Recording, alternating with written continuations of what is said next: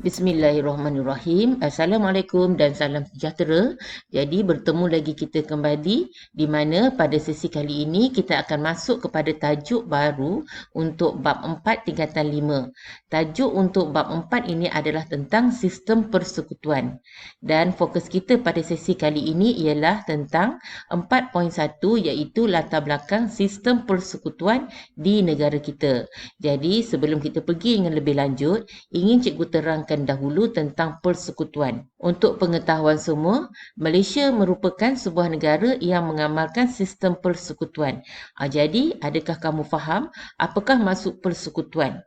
Jadi persekutuan ini merupakan penyatuan beberapa buah negeri dan kemudiannya membentuk sebuah negara bersekutu. Dan biasanya dalam persekutuan akan ada unsur penting seperti adanya kerajaan pusat ataupun kerajaan persekutuan dan juga kerajaan negeri. Malah dalam kerajaan persekutuan ini juga akan ada pembahagian kuasa di dalam pentadbiran negara. Okey, itu sedikit mengenai persekutuan. Jadi di sini cikgu akan terangkan mengenai latar belakang sistem persekutuan di negara kita. Jadi dalam pembentukan persekutuan di negara kita ini, kita akan lihat di mana sistem persekutuan kita bermula dari tahun 1896 hinggalah 1963.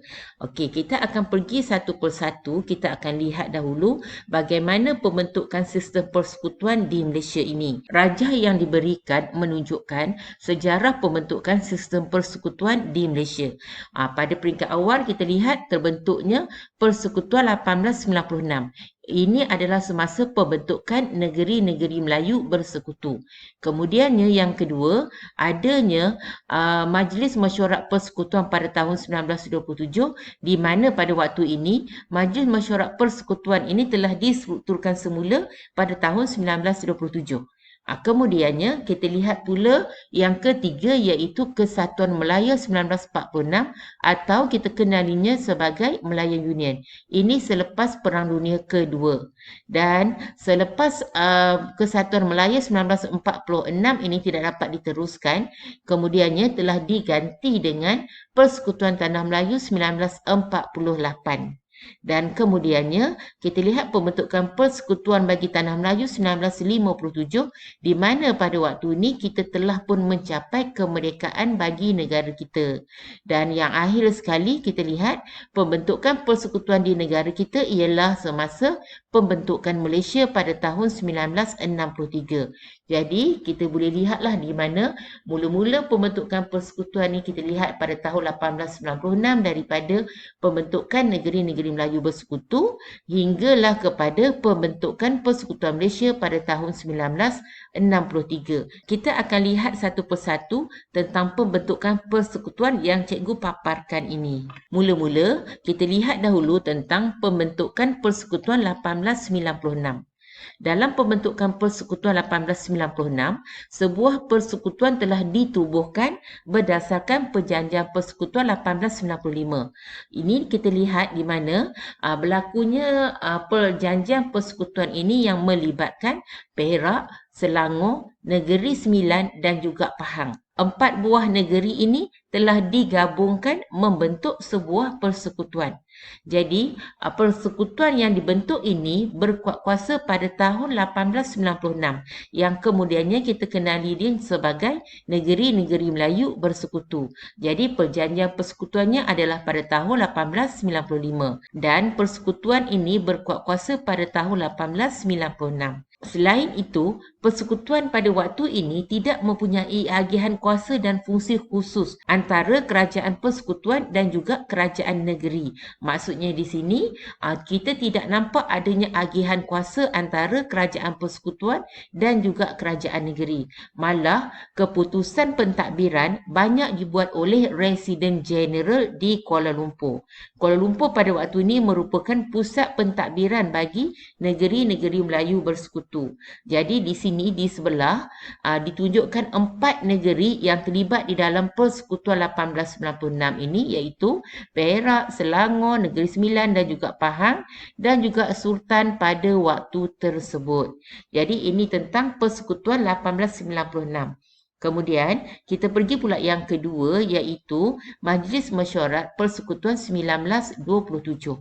Majlis ini sebenarnya distrukturkan semula pada tahun 1927. Dan sebab kenapa distrukturkan semula adalah untuk memperkemas tadbir urus persekutuan, dan yang keduanya ialah untuk mengukuhkan kedudukan British di negeri Melayu. Jadi di sebelah menunjukkan Raja Melayu dan pembesar selepas menandatangani perjanjian penstrukturan semula Majlis Mesyuarat Persekutuan pada tahun 1927. Jadi ini tentang Majlis Mesyuarat Persekutuan yang distrukturkan semula pada tahun 1927. Kemudian kita pergi yang ketiga iaitu pembentukan Kesatuan Melaya 1946 atau kita kenalinya sebagai Malayan Union. Dalam Kesatuan Melaya 1946 ini memperlihatkan di mana British berusaha untuk menyatukan pentadbiran semua negeri Melayu serta Pulau Pinang dan Melaka untuk membentuk sebuah kerajaan.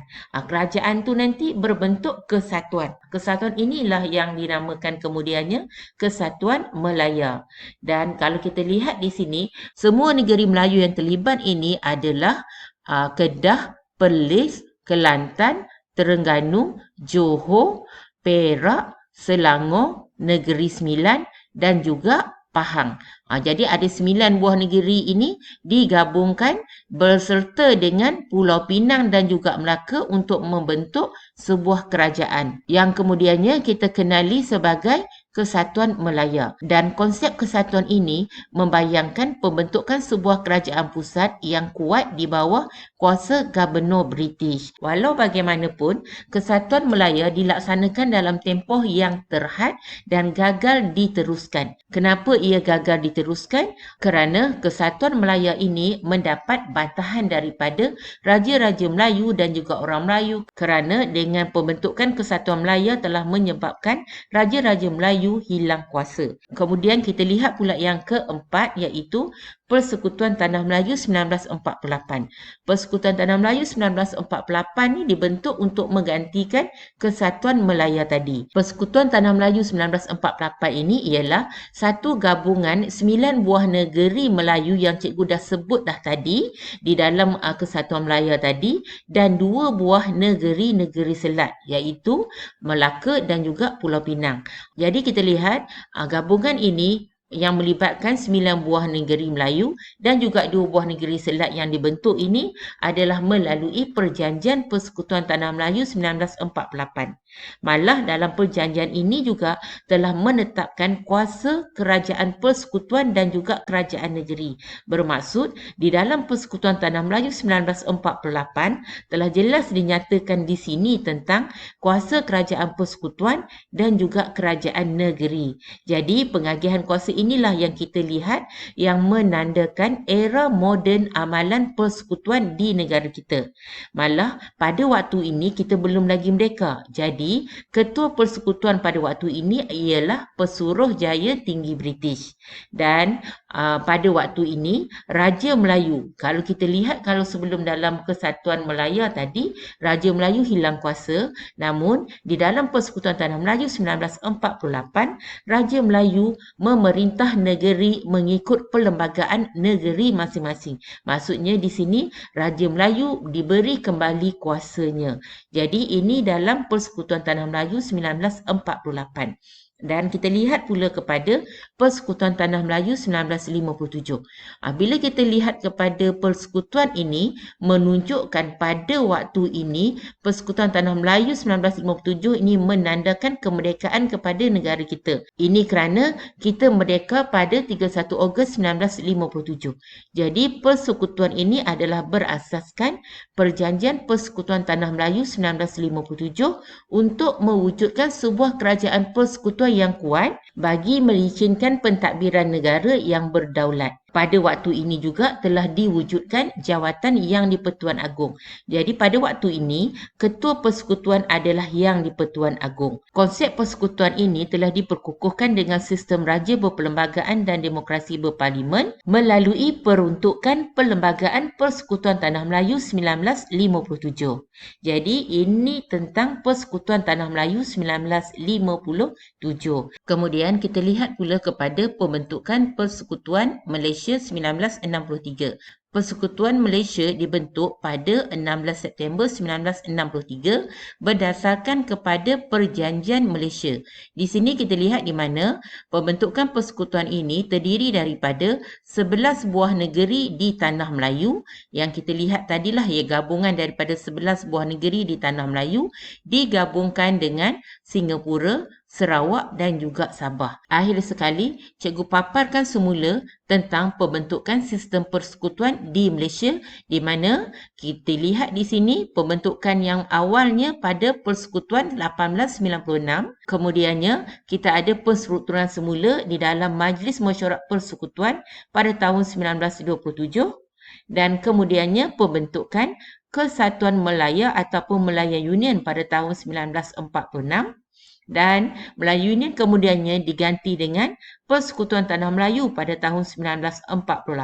Persekutuan Tanah Melayu 1948 inilah kita lihat adanya kerajaan persekutuan dan juga kerajaan negeri dan kemudiannya diteruskan lagi dengan pembentukan Persekutuan Tanah Melayu 1957 apabila kita mencapai kemerdekaan bagi Tanah Melayu dan akhirnya membawa kepada Persekutuan Malaysia apabila di sini kita lihat negeri-negeri di Tanah Melayu, Sabah, Sarawak dan Singapura digabungkan membentuk Malaysia.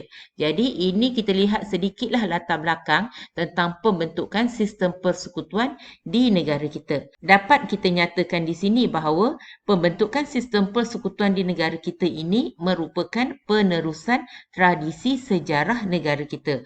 Jadi kita boleh lihatlah daripada 1896 hinggalah pada tahun 1963. Sebab itu pada awal tadi cikgu nyatakan bahawa Malaysia merupakan sebuah negara yang mengamalkan sistem persekutuan. Ini yang dapat cikgu terangkan kepada kamu pada sesi kali ini. Cikgu harap kamu dapat memahami mengenai pembentukan persekutuan di negara kita dari Persekutuan 1896 hinggalah kepada Persekutuan Malaysia pada tahun 1963. Cikgu harap apa yang cikgu kongsikan di sini dapat kamu manfaatkan sebaik mungkin. Semoga usaha kita sentiasa diberkati dan kejayaan menjadi milik kita semua. InsyaAllah kita akan berjumpa lagi pada masa yang akan datang. Jangan lupa ikuti video cikgu yang berikutnya. Cikgu berhenti dahulu di sini. Sekian, terima kasih. Bye.